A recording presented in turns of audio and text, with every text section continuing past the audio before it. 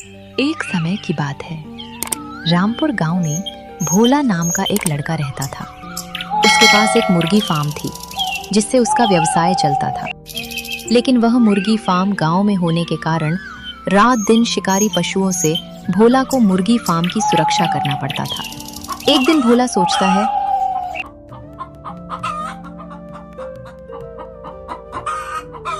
अब तो हद हो गया।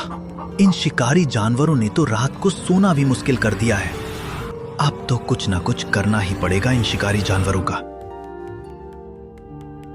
भोला कुछ देर सोचने के बाद फैसला करता है कि वह एक डॉग पालेगा, तभी उसे रात में चैन से सोने मिलेगा। और फिर भोला बाजार की ओर चल देता है। डॉग वाले भाई, क्या मुझे एक ऐसा डॉग मिल सकता है जो मेरे मुर्गी फार्म की शिकारी जानवरों से सुरक्षा कर सके? हाँ भाई, जरूर मिलेगा। तुम इसे ले जाओ। इसका नाम रॉकी है। ये बहुत वफादार डॉग है, अपने मालिक की सारी बात मानता है और शिकारी जानवरों को तो ये आसपास भी नहीं भटकने देगा। ठीक है भाई, तुम इसी डॉग को दे दो। चलो रॉकी, आज से तुम मेरे फार्म में मेरे साथ रहोगे। इतना बोलकर भोला रॉकी के साथ अपने फार्म की ओर जाने लगता है। लेकिन दुकानदार ने भोला को ये नहीं बताया था कि रॉकी हड्डियां खाने का बहुत बड़ा शौकीन था।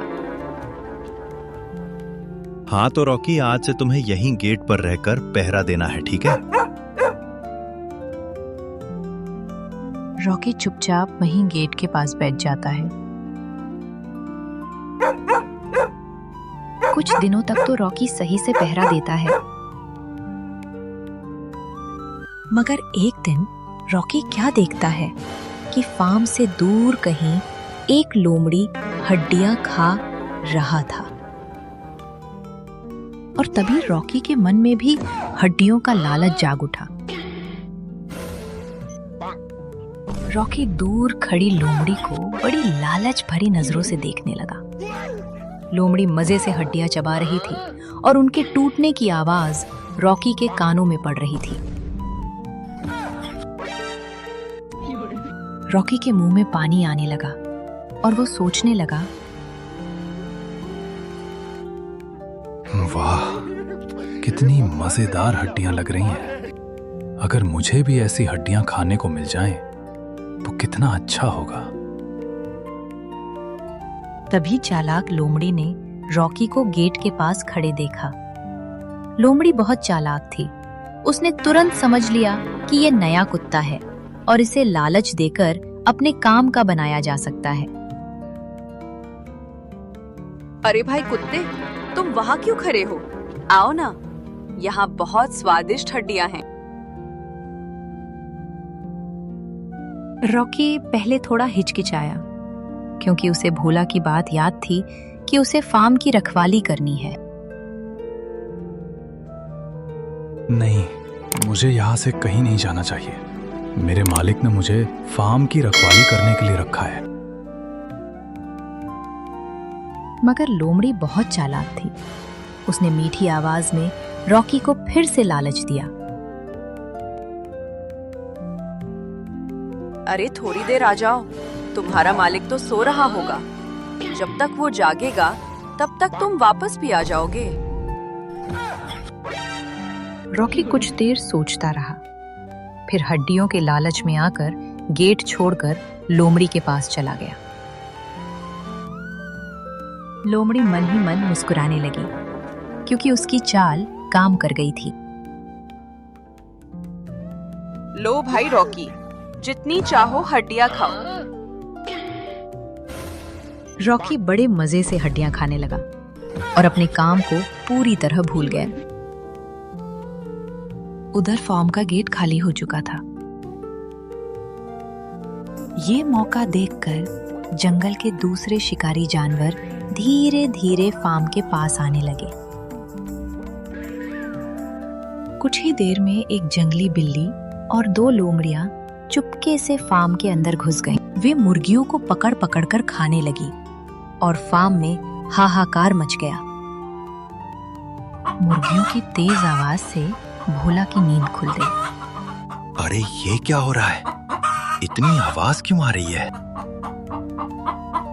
भोला तुरंत बाहर भाग कर आया और उसने देखा कि कई शिकारी जानवर उसकी मुर्गियों को मार रहे हैं। अरे बचाओ मेरी मुर्गियां! भोला ने डंडा उठाकर जानवरों को भगाया, लेकिन तब तक कई मुर्गियां मर चुकी थीं। भोला इधर-उधर देखने लगा। अरे रॉकी कहाँ गया? उसे तो गेट पर होना चाहिए था। थोड़ी देर बाद रॉकी पेट भरकर हड्डियां खाकर वापस फार्म की ओर लौट रहा था। जैसे ही वो फार्म के पास पहुंचा, उसने देखा कि भोला बहुत गुस्से में खड़ा है। रॉकी, तुम कहाँ चले गए थे? तुम्हारी वजह से आज मेरा बहुत नुकसान हो गया। रॉकी शर्म से सिर झुकाकर खड़ा हो गया। मालिक, मुझसे गलती हो गई। मैं हड्डियों के लालच में चला गया था। भोला बहुत दुखी हो गया। रॉकी, याद रखो, जो अपने कर्तव्य को छोड़कर लालच में पड़ जाता है, उसे हमेशा पछताना पड़ता है। रॉकी को अपनी गलती का बहुत पछतावा हुआ। उस दिन के बाद रॉकी पूरे मन से फार्म की रखवाली करने लगा। अब कोई भी शिकारी जानवर फार्म के पास आने की हिम्मत नहीं करता था। भोला भी रॉकी की वफादारी देखकर बहुत खुश रहने लगा। कहानी का सीख: लालच इंसान या जानवर दोनों के लिए बहुत खतरनाक होता है।